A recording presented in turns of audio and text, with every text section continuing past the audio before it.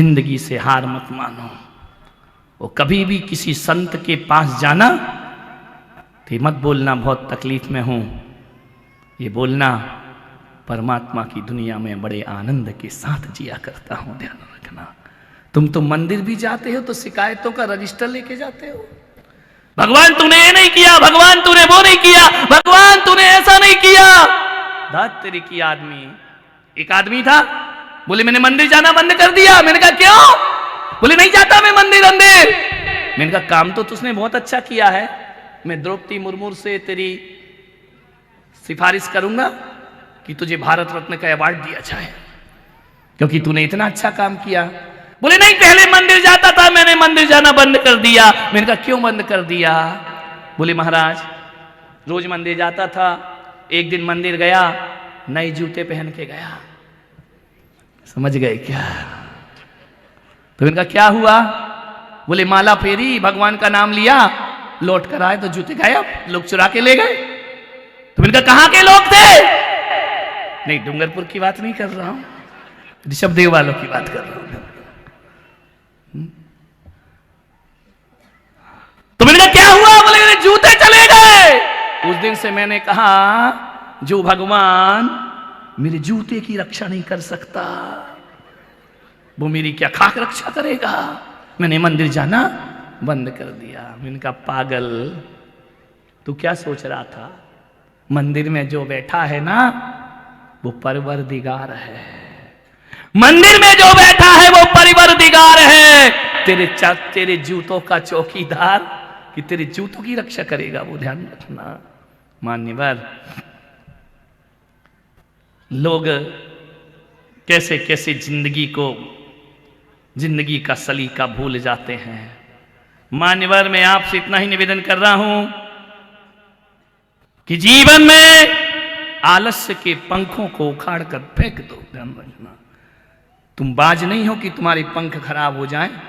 आलस्य के पंख हैं तुम्हारे, जो तुम्हें जिंदगी में आगे नहीं बढ़ने देते हैं। ध्यान रखना, मैं भूतकाल में जकड़ी हुई मान्यताओं की चोंच तोड़ दीजिए और जीवन को लचीला बनाना है, जीवन को गहरा बनाना है। नरेंद्र जब स्कूल में पढ़ते थे, क्लास टीचर ने पूछा इस क्लास का कौन कौन बच्चा स्वर्ग जाना चाहता है? क्लास के सभी बच्चों ने हाथ उठा दिया, हम स्वर्ग जाना चाहते, हम स्वर्ग जाना चाहते हैं। एक बच्चा हाथ नहीं उठाता है। शिक्षक ने कहा बेटा तुम स्वर्ग नहीं जाना चाहते? नरेंद्र ने कहा कि नहीं, मैं स्वर्ग नहीं जाना चाहता। बोले स्वर्ग तो हर कोई जाना चाहता है, पापी से पापी आदमी भी स्वर्ग जाना चाहता है, तुम स्वर्ग नहीं जाना चाहते हो? क्या तुम नरक जाना चाहते हो?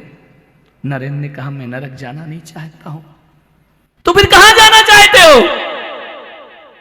नरक जाना चाहते नहीं हो, स्वर्ग में तुम्हें जाना नहीं है। मेरे देश का, मेरे भारत का एक अजन्मा संत कहता है कि सर मैं स्वर्ग जाना नहीं चाहता हूं, मैं स्वर्ग को धरती पर उतारना चाहता हूं। ध्यान रखिए मान्यवर, वो नरेंद्र स्वामी विवेकानंद बनकर खड़ा हो जाया करता। यदि जिंदगी को संभाल लिया और जिंदगी सही तरीके से जी तो वही सीढ़ी तुम्हें ऊपर की ओर ले जाएगी, और जिंदगी गलत तरीके से जी तो वही सीढ़ी तुम्हारा पतन कराने में भी कारण बन जाएगी। ध्यान रखना है, जिंदगी को बहुत अंदाज से जियो, एक सलीके की जिंदगी जियो। एक दादाजी आए, दादी साथ थी, बोले आशीर्वाद दो, आज इनका जन्मदिन है। हम कहा कितने साल के हैं? बोले 80। काय का आशीर्वाद चाहिए? लंबी उम्र का। तेरे की 80 में तो रस्सी की व्यवस्था होगी, तू लस्सी मांग रही है। ध्यान रखना, 80 साल के, बोले दीर्घायु का आशीर्वाद दो। मैंने कहा दादाजी इतने दिन जी के क्या किया है तुमने अपनी जिंदगी में? 20 साल और जी लोगे तो फर्क क्या पड़ेगा बताइए। मैंने कहा जीवन को लंबा मत बना, ये बता तूने जीवन कैसे जिया है। एक अर्थी निकल रही थी, मैं अभी नागफणी से चला, जैसे ही चौराहे पे आए तो अर्थी दिखी, किसी बुजुर्ग की थी। एक ने पूछा, महाराज ये स्वर्ग जाएगा कि नरक? मैंने कहा, रामलाल तुझे अपनी चिंता नहीं है, मुर्दों का इतना ख्याल रख रहा है कि स्वर्ग गया कि नरक? मैंने कहा, मुझे नहीं पता, मैं कोई यमराज का एजेंट थोड़ी हूं, कोई मैंने एजेंसी ले रखी कौन कहां जाएगा। तुम्हारे मंदिरों में ये बहुत होता है, किसी ने कुछ गलत कर दिया, नरक जाएगा, नरक। धत तेरे की, सबसे आसान जैनों में नरक पाना है। जैनी बहुत जल्दी नरक भेजते हैं किसी को भी, पीले चावल की जगह फूल चढ़ा दिया, नरक जाएगा, नरक। धत तेरे की, ये 2 रुपए का फूल नरक भेज देगा आदमी को? इतना आसान है नरक जाना? मैंने इससे पूछा, उसने कहा कि महाराज बताओ। मैंने कहा, मैं नहीं जानता हूं, लेकिन एक बात बता, ये जो बूढ़ा मरा है ये कैसा जिया है? बोले, कैसा जिया है? 20 साल तक पुलिस ढूंढती रही, समझ जाओ। 20 साल तिहाड़ जेल में बंद रहा, 20 साल से अस्पताल में सड़ रहा है, वो 20 साल से घर में परेशान कर रहा है, ऐसे 80 साल जिया है। अब बताओ डूंगरपुर वालों, ये आदमी कहां गया होगा? बोलो बोलो, हाँ भेज दो नरक, ध्यान रखिए।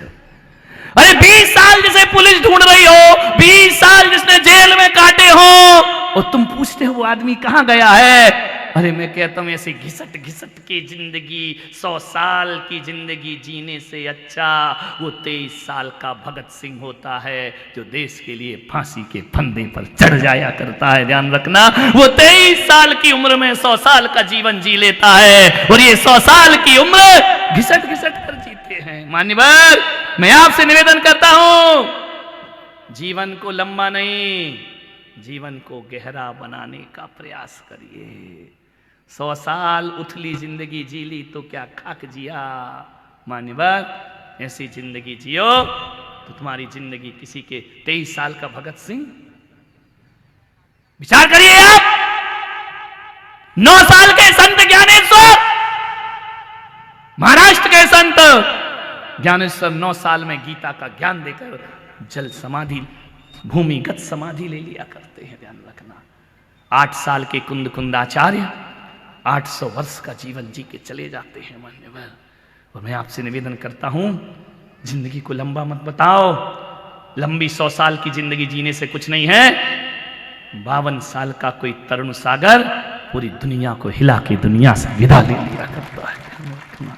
मान्यवर, कुछ जिंदगी को सार्थक करो, व्यर्थ की जिंदगी मत जियो। मान्यवर, आपसे इतना ही निवेदन है, आदमी का सिर स्वर्ग की तरफ है और पैर नरक की तरफ है, इसका सदुपयोग करो, नहीं तो जहां पैर जा रहे वहीं सिर जाएगा। ध्यान रखना, और सदुपयोग कर लिया तो स्वर्ग की यात्रा भी आदमी कर सकता है अपने जीवन में। यही कहूंगा आपसे। समय आपका हो गया, 1 मिनट और है कि जिंदगी को तकलीफों पर दृष्टि मत रखो। तुम्हारी आदत ऐसी है कि तुम अभाव को ही देखते हो, सद्भाव को देखते नहीं। तुम्हारे मुंह में कितने दांत हैं? 32 दांत है ना? कभी ख्याल करना, इसका यदि एक दांत टूट जाए तो जीभ दिन भर कहां जाती है? बोलो, उसे ढूंढती है, कहां गया कहां गया कहां गया।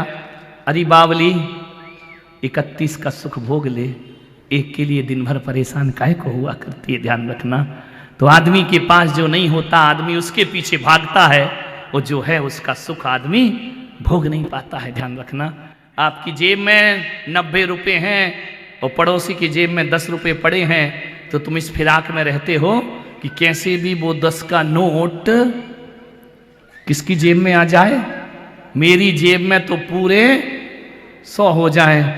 अरे वो 100 कभी नहीं होते जिंदगी में। ध्यान रखना, 10 रुपए के पीछे पागल मत बन, 90 रुपए का सुख भोगने का प्रयास कर। ध्यान रखना है, लोग मुझे कहते हैं कि पंचम काल में मोक्ष होता है, नहीं होता है।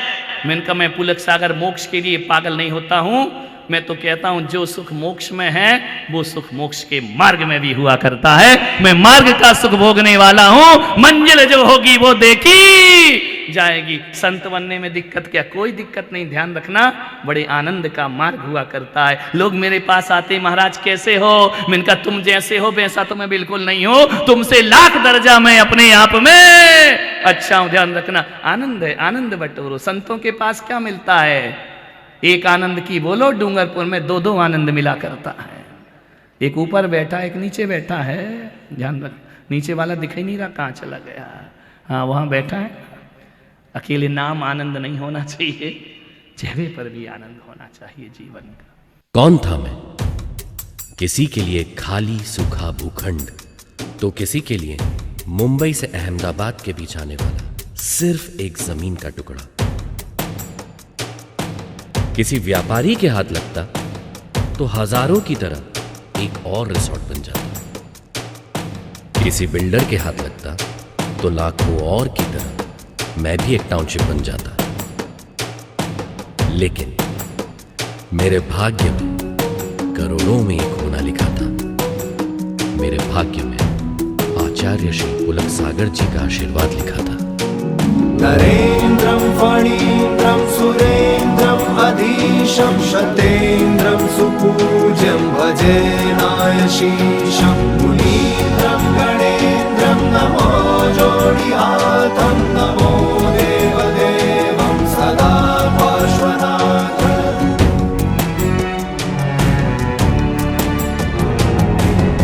मौन था मैं स्वर कहाँ से आया, खाली भूखंड को दे दी उसने काया। मौन था मैं स्वर कहाँ से आया, खाली भूखंड को दे दी उसने काया। तीर्थ बनाया मुझको सजाया, तीर्थ बनाया मुझको सजाया। खाली भूमि छू के मेरे पुलक जी ने की कृपा अर्जुन शरणम बनाया। तीर्थधाम जिन शरणम यही त्रिकाल चौबीसी, छात्रवास जिन शरणम यही है निर्जरा कुटी। यही है ध्यान मंदिर सामयिक गुफा, यही नवग्रह जिनालय त्रिमूर्ति भी दिखे यही।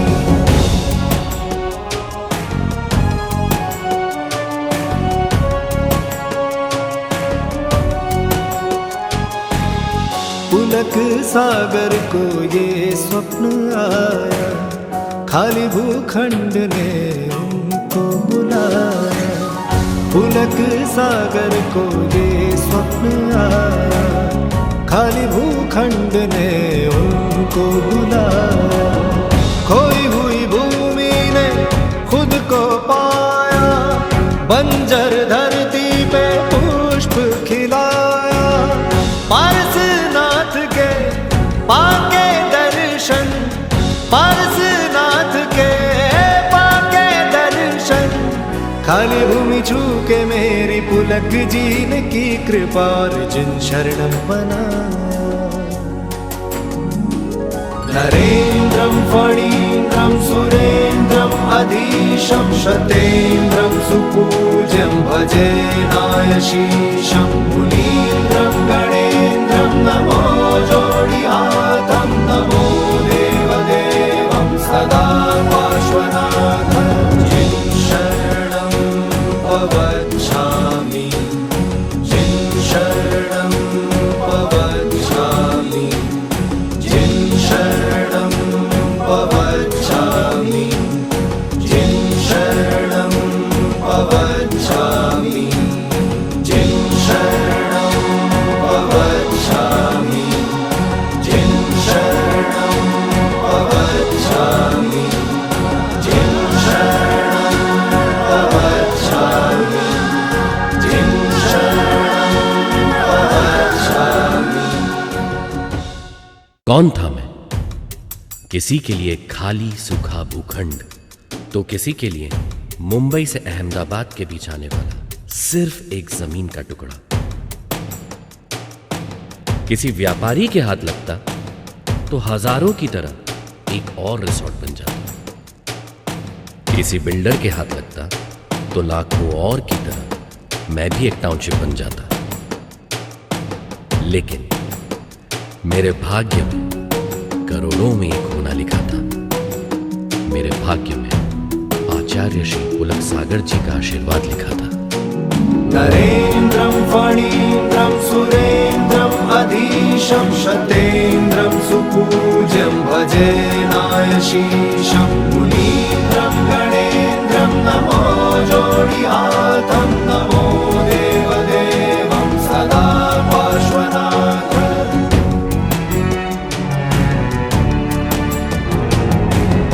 मौन था मैं स्वर कहाँ से आया, खाली भूखंड को दे दी उसने काया। मौन था मैं स्वर कहाँ से आया, खाली भूखंड को दे दी उसने काया। तीर्थ बनाया मुझको सजाया, तीर्थ बनाया मुझको सजाया। खाली भूमि छू के मेरी पुलक जीने की कृपा अर्जुन शरणम बनाया। तीर्थधाम जिन शरणम यही त्रिकाल चौबीसी, छात्रवास जिन शरणम यही है निर्जरा कुटी। यही है ध्यान मंदिर सामयिक गुफा, यही नवग्रह जिनालय त्रिमूर्ति भी दिखे यही।